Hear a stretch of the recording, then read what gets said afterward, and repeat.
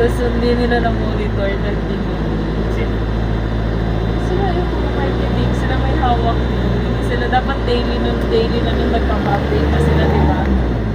Eh, feeling ko 101 na siya eh. Kasi hindi pa kasama yung katarungan. Dapat daily nun nagpapa-update sila. 20% guidance. Okay. Sabi ni Ma'am Reyna po, ina. Pardon my French. Sabi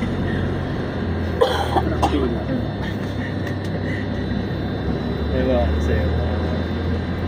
ilan percent yung ampag mo? Hindi nga, 10,000.